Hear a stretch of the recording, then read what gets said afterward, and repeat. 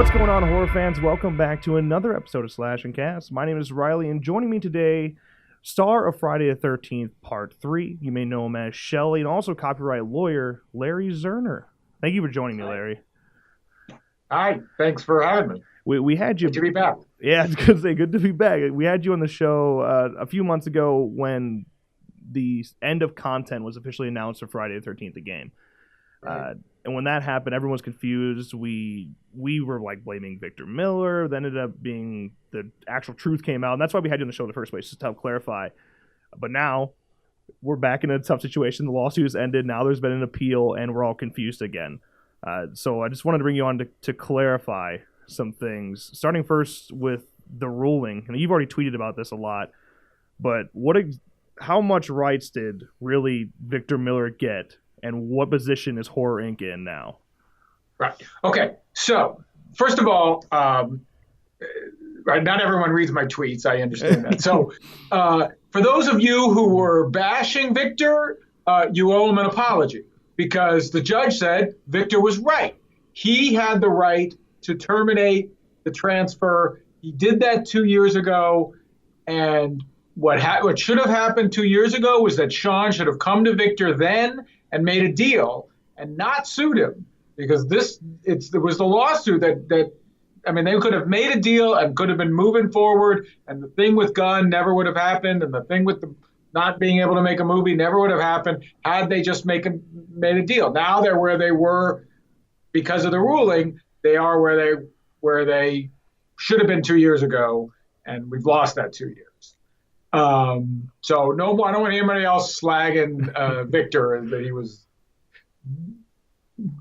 greedy or anything like that. This is what the copyright law is supposed to do. It has this provision that after 35 years, you can get back your rights. And it's exactly in this position where somebody sells something for so cheap, in this case, $9,200. He sold Friday the 13th. Well, it's like, okay, 35 years later, you can get a second chance and now get what you're really entitled to. Now that you've shown this is worth a lot more than that. So the court ruled that Victor was what was at issue in the case was whether this was a work for hire, meaning was Victor Sean's employee, and the court said no, he was never an employee. He was an independent contractor. So you lose on that. That Sean tried to argue that because Victor was a member of the Writers Guild and it was done under a union contract, by definition, he was an employee, and the court shot that down. And then Sean also tried to argue that, well, he co-wrote some of the script and helped put that together, and so he should at least be a co-author, considered a co-author of the script or some of the script. And the court, this was kind of interesting. The court said to Sean, listen, Victor's been listed on the copyright as the author since 1970, it's in 1980. You've known that, and you didn't do anything about it. And there's a 3-year statute of limitations if you want to make a claim on that you should be part of the copyright of this. So you, Sean, waited way too long to file that law, to make that claim. You can't come here after 35 years, 40 years and say, oh, I'm a co-writer. Too late. So took away all the other. They did say there was one, I think the scene with the cop, that Sean owns, the scene with the cop. Right. I guess he was Officer Milliken. Other than that, which nobody's going to care about in the future, they said he can own that. Otherwise, Victor is the sole author of the original Friday the 13th screenplay. And then the last thing Sean wanted was the judge to make a ruling on whether, okay, Victor owns the original script, but that didn't have adult Jason.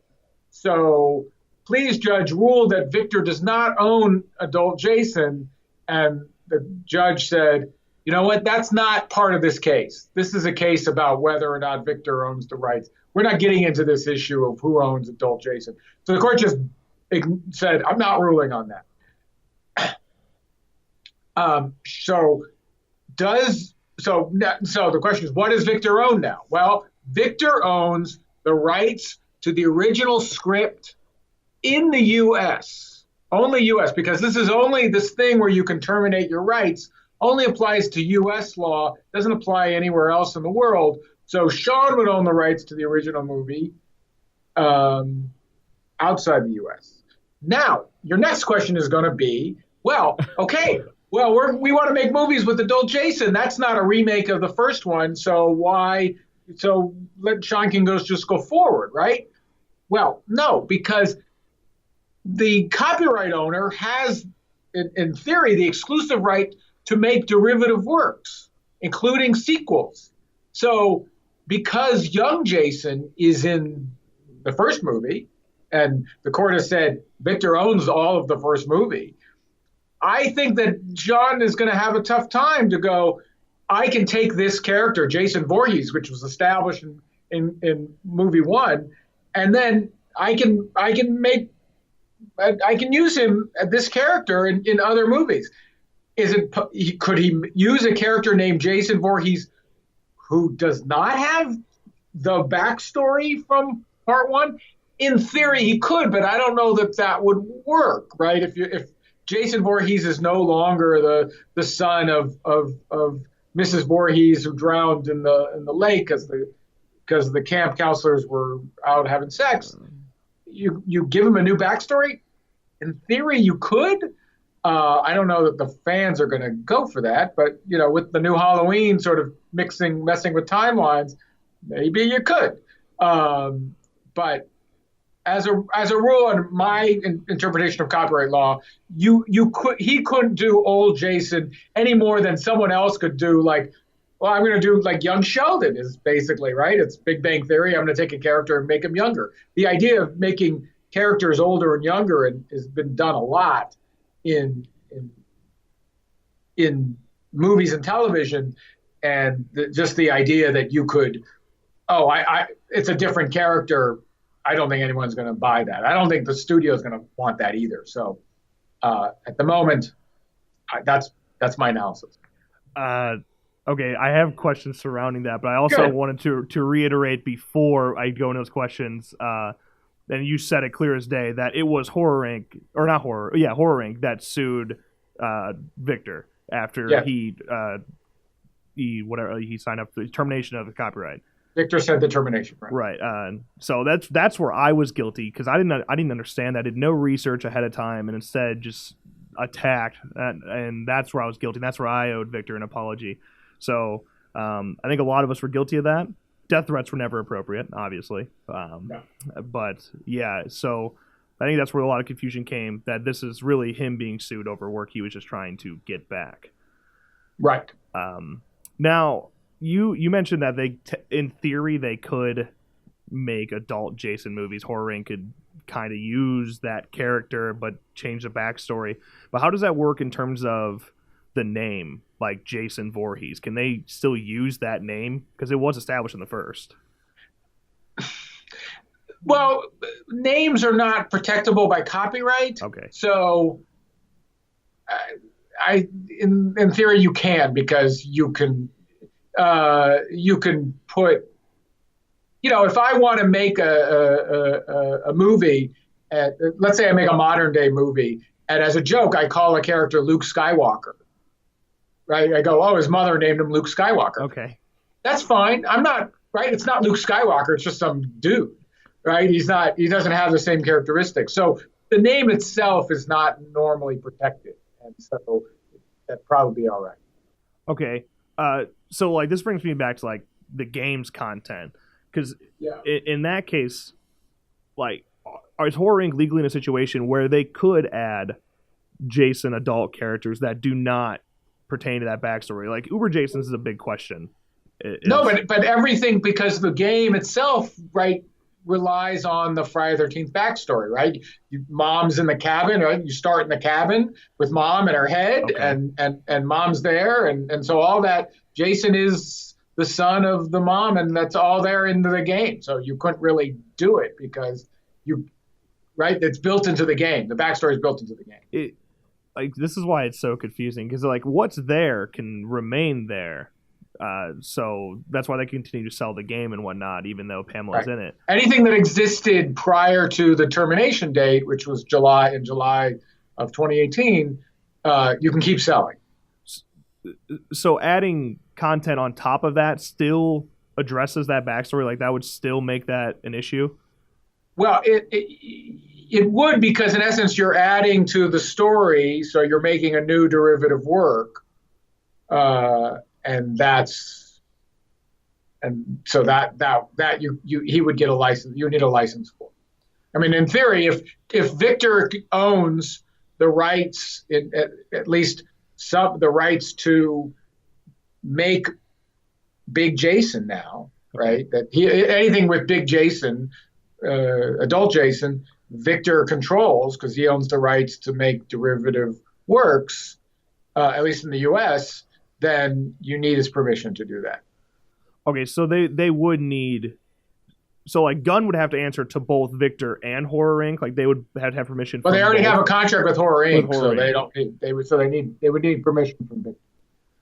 Okay, that's one of the things that's so confusing. And the problem again is so the Victor and Sean we've talked about. What would the split be, right? Because how do you? So do you give Victor half the money now? For what? I mean, in essence, Gunn was adding these characters for free. They weren't charging anymore. Right. So of the, and now the game's whatever, $6 now. I mean, it's not, I mean, look, we're, as we know, Gunn has said they're not adding more stuff. So it doesn't really matter what can happen. I mean, my hope is that the game was successful. They will, eventually there will be a movie, and Warner, I'm assuming Warner Brothers New Line makes the movie. They will go. Hopefully, they'll go back to Gunn and go, "Let's do a new one. Let's do a new game. Like we'll give you a real budget. We'll do it. We'll do a new one, and they'll have worked it out." Right. One of the things that's just like, because that made sense originally, but when Gunn and Horror Inc. have both made statements recently that came out through Bloody Disgusting that they do want to make content, that both Gunn and Horror want to make content, but with the appeal, basically what Horror Inc. was saying is that they were reaching out to Victor to settle, but he was ignoring them. So yeah, I read that. I took that. I took that with a big grain of salt. That the problem was Victor not. I mean, Victor's there. I don't know what the negotiation was like. But, yeah, that's what I was. I do know Victor's lawyer, and I know, they want to make a deal, But I think the problem is, my understanding is it's just too late. That the guys at Gunn, the guys at Gunn, it's only a handful of guys. Yeah. They're not the ones doing the work. They had to hire Elphonic to do the work, and they couldn't keep Elphonic on the payroll. Right. So they let Elphonic go. So just a question of now it's just there's no way to do it because there's no money to do it. Right. There's no money to do it anymore. To come in and the amount of cost it's spent because they're not making much money anymore. I mean, now when I saw the game was on sale for $6 or $8. Yeah. Right? So after that's a net of whatever, I don't know, $4 to the, I mean, there's no money for it. So I know everybody wants the Uber Jason. I think that there will be, or hopefully there will be, a Friday 13th Part 2 game, or someone will do it and pay the money. I mean, Warner Brothers does a lot of great games. They make the Arkham games, and those are great. And so they own the rights, and hopefully they'll come back to the guys and say, do it again. I think the reason it still is in question, I agree that I don't think we'll ever see Uber Jason or the Grendel map or things like that. But there were a lot of like kill packs and clothing packs that seemed like completely done. They just like missed putting in the game in time. So like that's where I'm curious of like how do you make? I think they could. I don't think that's a problem to put in a clothing pack. I don't think that would violate anyone's rights. But again, I think it was just a question of that Gunn couldn't get it done and, didn't have the funding anymore to pay Elphonic to do it. Right.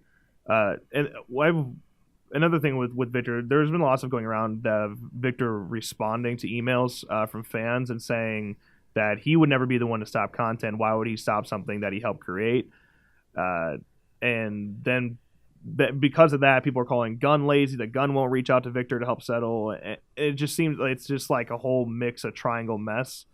And that's why I was like trying to get real clarification on like who does Gunn have to get permission from. So you did say that they do have to go through Victor and Horror Inc. to actually put something in the game. Right, but it's not. Gunn doesn't go to Victor and Horror. Victor and Horror have to make a deal, and then then Gunn can Gunn can do it. I mean, it's not Victor. Gunn can't make a separate deal with Victor. Cool. That's not how. That's like Victor and Horror had to make a deal. Cool. And until that happens, Gunn couldn't do anything. Okay, that was like the big thing that needed clarification because like I've seen so many people say it's like, well, Gunn just won't talk to Victor. Gunn won't talk to Victor. Gunn can't talk to Victor. Gunn and Victor and Horror had to make a deal before Gunn could go forward. Okay, that's the big thing for me. I think that'll help clarify some things to people. See, all right, now outside of the game, there's a question lately that LeBron James is discussing making a remake to what seems like the original. Then it was reported from Friday the 13th franchise that Victor himself went to Vertigo, or Spring. Yeah, it was Vertigo, who was partnered with Spring Hill Entertainment, which is LeBron James' production company. So, if like, what does all that even mean? Like, what can they even do? Because they can't call it Friday the 13th, right? Like, Victor doesn't have title rights. Well, okay. Victor doesn't have title rights, but neither does Sean. The title rights belong to New Line. Oh. New Line owns the trademark for Friday the 13th. And, Vertigo made it for New Line. Right. So certainly, I know Blumhouse really wants to do Friday the 13th, but they are not, they have an output deal with Universal. If the guys at Vertigo want to have the rights and they have a relationship with New Line and New Line will be happy to give it to them. They've done a bunch of other, besides it, they made the Blair Witch reboot. They did the Poltergeist remake. So they're a little hit and miss. But I mean, but when you make it, which is the highest grossing horror movie of all time now. Yeah. Rated R horror film of all time. Yeah. So certainly they would be for New Line the go-to place to go to get it made. So it's confusing because all I knew that Sean was not part of that. My understanding is Sean was not part of that this was just Victor's side. And Victor, again, can't make a deal all by himself because, one, he only owns the rights to the first movie. He still can't authorize an adult Jason. Okay. Because that's something and he only owns U.S. rights. So you still need both parts of even if he could authorize adult Jason. An adult Jason movie and not just a remake of the original movie. He doesn't own it outside the U.S. and no one's going to make a movie unless you have all the rights, right? The worldwide rights, not just the U.S. rights. So it could be that New Line owning the title is basically saying we want Vertigo.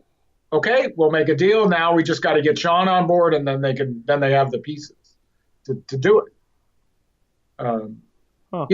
Again, there's really only, if you're going to make this reboot, right, who's going to make it? It's going to be Vertigo, it's going to be Blumhouse, or it's going to be James Wan's company, right? Really, those are the three that would be in the mix. They can go smaller, but like those are the big three right now. Right. And one of them is, right? I don't think anyone's going back to Platinum Dunes. Probably not. Wow, that's interesting too because I actually just I never really registered the fact that of course he only has rights to the U.S. So really if it was just Victor, even if he could do that, it would only be in the U.S. which would never happen. They would never go forward with an only U.S. release. So again, that helps clarify even further just like how loosely you should take this information in. Yeah, I also took it as, the story said they made a deal, and then the story, like the headline said they made a deal, but if you read the story, it just said they had a meeting. I'm sure, like I hear LeBron's a big Friday 13th fan. Mm-hmm. I'm sure Vertigo would love to be the ones making it. That's their wheelhouse too. So they wanted that story out right after Halloween came out to go, we're here, we'll do it. Let's get all the pieces together and get it made. Because now the clock's ticking. We want it done by the next Friday 13th is September of 2019. That's probably too soon. The one after that is March of 2020, which they could that would be perfect date, March 13th, 2020, and I'm sure that's what they're shooting for. Now, you want to get to the appeal? Yeah, that was my next question, is how messy does that make that situation? Well, so Sean filed a notice of appeal, which is not the same as filing the appeal. It's just a notice, just something that says, I plan on appealing it. And then the court will set a date for which the appeal must be filed, which date will be like 6 months from now. Okay. If Sean doesn't send the notice of appeal, and it was interesting because I tweeted out that he had till Halloween to file the appeal, and the next day he filed the appeal. Yeah. I don't know if someone's reading my tweets or not, but it may have been like, yeah, what are we waiting for? Let's file it to tell Victor we're not, we're still talking here. We need that leverage. They needed that leverage of having the appeal out there to go, you're not done. Now, in my opinion, I thought the decision of the court was very well reasoned. It was what I expected the court to rule. You never know what an appellate court could do. It's not that Sean's arguments are crazy, but they are not the best. I think he has a very uphill battle. I put his odds of winning on appeal at 20%. Sean has to now make a decision. Do I go through the appeal, which will take 2 years at least to get a ruling, and then whatever side loses will then try and go to the Supreme Court, which could take anywhere from 6 months just to get a decision on whether the Supreme Court will take it. And then if they do take it, it's another year. So then you're looking at 3 or 4 years before you have a decision and before you can start making another movie. Or do you get a deal now and you get a movie in the market on March 13th, 2020, and by the end of March, you got $100 million in the bank. That's a decision. And who knows? I mean, this is the time, right? I mean, Halloween has shown there is this hunger for these movies, and I think there's just too much money right now to throw away. It's still a tough issue on how much money the money split will be, but I think they'll come to an agreement, and there will be a deal. So you think they'll probably make a deal before he actually does appeal? Well, again, I think there will be an announcement in the next 30 days. Okay. I think everyone understands the money's there, and let's get going. And so I'm predicting the next 30 days if not, I'm going, man, they're just somebody's not. I mean, no one's getting any younger. I mean, Sean is 76 and Victor's 78. It's like, what are you waiting for?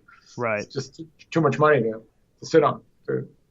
Well, I think you clarified everything that I had questions about. Okay. Do you know if there's anything else? Do you want to clarify further that you've been asked a million times? I think that we covered everything. We covered it. I think so too. I think those were all the big points. I appreciate your time again, and if I get lost again, I'll probably come in right back to you. All right. Okay. Great. Yeah, thank you so much again, and hopefully this helps people understand a little bit better. I know it did for me, so. Yeah, and I hope people aren't like people. I keep seeing people going, "Oh, it's horrible for the game." I mean, the game exists; it's still there. You can still play it. Okay, there's no Uber Jason. All right, there are 8 other Jasons to play. I don't know. It's like, why is the game ruined because there's not an Uber Jason? My big thing's the map. I think having a new map changes the game a lot. I hopefully that they'll come back and make a new game. Right.